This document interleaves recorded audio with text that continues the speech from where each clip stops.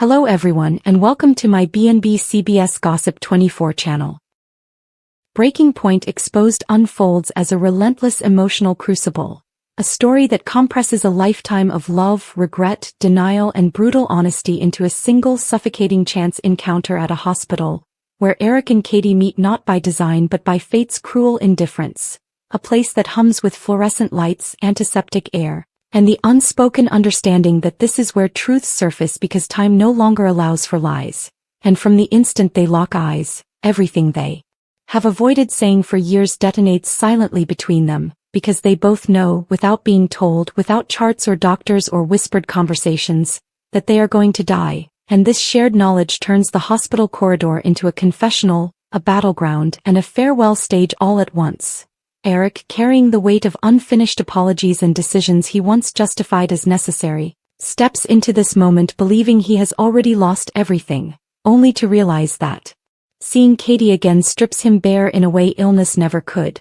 because she represents the life he might have had if fear hadn't masqueraded as logic, while Katie, hardened by suffering yet still devastatingly human, recognizes in Eric's face the same terror she feels in her own chest. The terror not of death itself but of dying misunderstood, unresolved and emotionally unfinished. The hospital reunion from hell is not fueled by screaming or melodrama but by the unbearable restraint of two people who know this might be the last conversation they will ever have, and that restraint is what makes every word land like a wound as memories surface uninvited. The early days when love felt infinite, the compromises that seemed small at the time but later calcified into resentment. The moments when one reached out and the other was too tired, too proud or too afraid to reach back. And now, with monitors beeping somewhere nearby like a metronome counting down their remaining seconds, Eric and Katie confront their final truth. That love does not disappear simply because people fail each other, and that sometimes the deepest heartbreak is realizing that both people were trying to survive in different ways.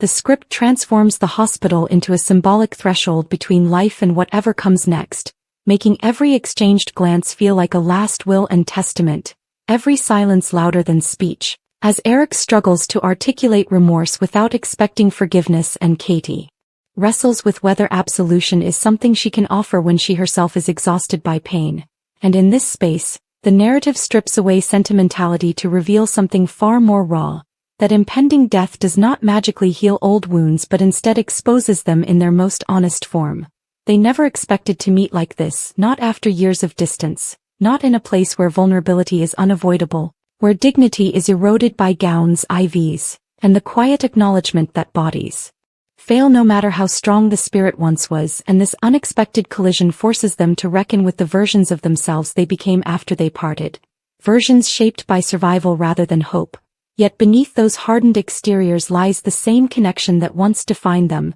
flickering stubbornly even as the end approaches. Eric's internal conflict becomes a study in masculine restraint collapsing under emotional gravity, as he confronts the futility of pride when time is gone, while Katie's arc embodies the exhaustion of someone who has already mourned herself in private and now must decide whether this final encounter will be another burden or a release. And the brilliance of the script lies in its refusal to offer easy catharsis, instead allowing their conversation to meander through anger, tenderness, bitterness, and fleeting humor, mirroring the chaotic way real people face mortality, where laughter can erupt inappropriately and tears can vanish just as quickly. The phrase "breaking point" is not merely a title but a thematic anchor, representing the moment when emotional endurance collapses under the weight of truth. When Eric admits that he was afraid of being inadequate and Katie confesses that she stayed longer than she should have because leaving felt like admitting failure. And in this mutual unveiling, they find not redemption but clarity, which is perhaps more valuable in their final hours. The hospital reunion from hell becomes paradoxically the most honest meeting they ever had, because the future no longer exists to complicate the present, and every statement is freed from consequence except emotional truth, allowing them to say what they would have filtered under normal circumstances, including the devastating acknowledgement that love alone was never enough to save them but that it was never meaningless either. As they prepare for goodbye, the script refuses to frame death as poetic or peaceful, instead presenting it as an approaching certainty that sharpens every sensation, every regret, every fragile hope that maybe being truly seen at the end can count for something. And when Eric and Katie lock eyes one last time, There is no grand declaration, no cinematic promise of reunion beyond the veil, only a shared understanding that they mattered to each other in a way that shaped their lives irrevocably, and that this recognition, however late, carries its own quiet power. The chance encounter at the hospital thus becomes a microcosm of the human condition, illustrating how people often wait until the end to speak the truth, how love and resentment can coexist without canceling each other out, and how facing death strips life down to its emotional essentials, making the script less about illness and more about accountability, presence, and the courage to be honest when nothing is left to lose. Eric and Katie face the unthinkable not simply by acknowledging their mortality but by allowing themselves to feel everything they suppressed in the name of survival, and in doing so, the story offers a haunting reminder that closure is not about fixing the past but about witnessing it fully, together, even if only for a moment, before the inevitable goodbye arrives, leaving the audience suspended in the uncomfortable yet profoundly human realization that sometimes the end is not about resolution, but about recognition, and that in this final, painful, unexpectedly intimate meeting Eric and Katie achieve something they never managed in life together.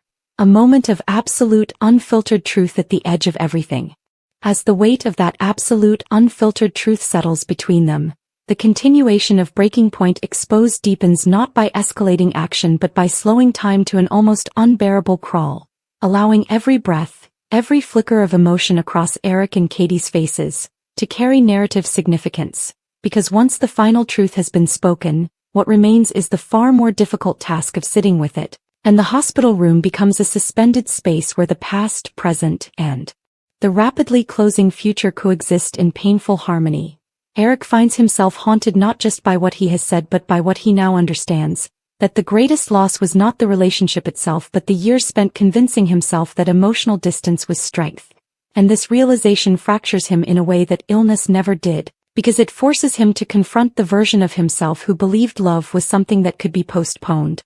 renegotiated, or revisited later. A belief that now feels grotesquely naive as later evaporates into nothing. Katie, meanwhile, experiences a quieter but no less seismic shift, as hearing Eric's honesty does not erase the hurt but reframes it, allowing her to see their shared history not as a catalogue of personal failures but as a collision of two wounded people doing the best they could with the tools they had. And this reframing does not absolve Eric, nor does it excuse the choices that broke them, but it loosens the grip of self-blame she has carried for years, the nagging belief that if she had loved better, waited longer, spoken softer, things might have ended differently. The script lingers in these internal reckonings, using silence as deliberately as dialogue, as the hum of hospital machinery becomes a cruel reminder that the body is an unreliable vessel for unfinished souls, and in this liminal space, Eric and Katie begin to talk not about what went wrong but about who they became afterward, revealing the subtle tragedies of lives lived adjacent to what might have been, careers chosen for safety rather than passion, relationships entered with guarded hearts, nights spent awake replaying conversations that could never be corrected. Eric admits that every success he achieved felt hollow because it was never witnessed by the one person whose approval he secretly craved, while Katie confesses that she learned to survive by shrinking her expectations, convincing herself that wanting less was a form of wisdom rather than self-protection, and these admissions transform the reunion from a reckoning into something more intimate and unsettling, a shared autopsy of lives that were not failures but were undeniably incomplete. As the conversation continues, the concept of forgiveness emerges not as a climactic event but as a fragile, evolving possibility, one that neither of them feels entitled to demand nor obligated to give, and the script resists the temptation to resolve this tension neatly, instead portraying forgiveness as something ambiguous and unfinished, much like their relationship itself, as Katie struggles with the fear that forgiving Eric might invalidate her pain while Eric fears that being forgiven might allow him to escape accountability. And in this mutual uncertainty, they arrive at a deeper understanding that forgiveness, if it comes at all, must exist alongside memory rather than replacing it. The hospital setting amplifies these themes by stripping away the illusions of control that defined their earlier lives, as both characters confront the humiliations of physical vulnerability, the loss of privacy, and the indignity of being reduced to charts and prognosis. And yet within this dehumanizing environment, their emotional exchange becomes profoundly human, suggesting that meaning is not found in comfort or longevity but in presence, in the willingness to remain emotionally exposed even when retreat would be easier. As time presses forward, the script introduces the subtle terror of impending separation not just from life but from each other, the knowledge that this reconnection, however transformative, is temporary, and this awareness infuses their words with urgency, prompting Eric to ask questions he never dared to ask before. Whether Katie ever felt truly loved, whether she believed he was capable of change, and prompting Katie to confront her own guardedness, admitting that she often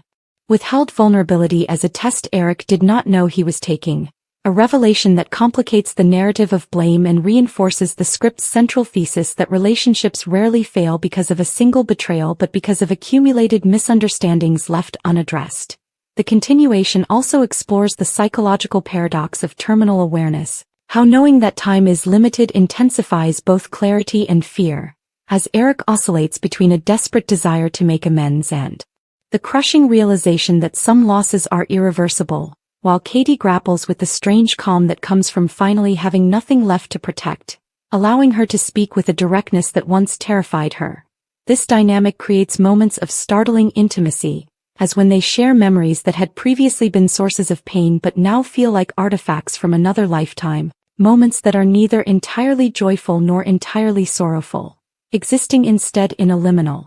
emotional register that captures the complexity of remembering someone you loved and lost while they are still sitting in front of you. The script's refusal to romanticize this intimacy is one of its greatest strengths, as it acknowledges that even at the end, people remain flawed, defensive, and occasionally cruel, with Eric making a poorly timed joke to deflect discomfort and Katie snapping in response, only for both to recognize the pattern and laugh bitterly at how little time has changed certain instincts, and this self-awareness becomes a quiet triumph, not because it fixes anything but because it demonstrates growth that arrived too late to alter outcomes but not too late to be meaningful. As the hours pass, the conversation shifts subtly from reconciliation to legacy, as Eric wonders aloud what will remain of him beyond memories colored by regret, and Katie reflects on the fear of being forgotten not as an individual but as a version of herself that only Eric ever truly knew. And in this exchange the script touches on one of its most poignant themes, the idea that we exist differently in the minds of those who loved us, and that losing a person means losing the reflection of ourselves they carried. This realization deepens their bond in its final moments, as they come to understand that regardless of how their relationship ended, they shaped each other in irrevocable ways, influencing choices, fears, and capacities for love long after separation, and this mutual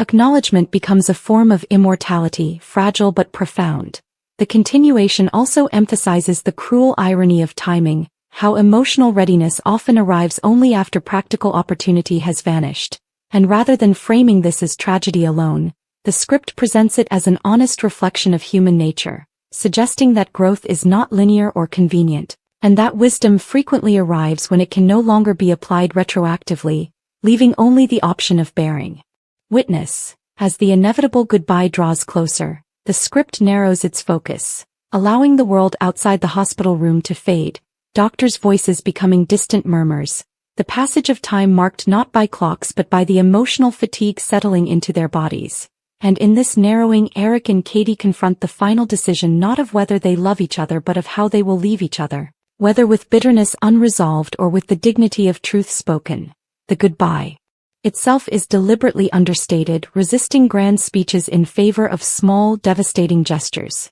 A hand held a second longer than necessary, a look that lingers, a shared silence that communicates more than language ever could. And in this restraint, the script achieves its most haunting effect, allowing the audience to feel the weight of everything unsaid without being told what to feel. Eric's final words are not an apology or a declaration but a simple acknowledgement of gratitude, thanking Katie for seeing him when he was least deserving of it, while Katie's response is not forgiveness in the conventional sense but acceptance, an acknowledgement that their story, however painful, was real and mattered, and this mutual recognition becomes the emotional endpoint of the narrative, not because it resolves the past but because it honors it. As they part, whether through death or separation implied rather than shown, the script leaves the audience with a lingering discomfort, a refusal to provide closure that feels artificial, instead offering something truer and more unsettling, the understanding that some relationships do not end cleanly, that love can coexist with regret indefinitely, and that facing the end with honesty is both a gift and a burden. Breaking Point Exposed thus concludes not with redemption or tragedy alone but with a quiet, devastating authenticity, reinforcing its central message that the most important conversations are often the ones we postpone until time forces our hand, and that while we cannot change the past,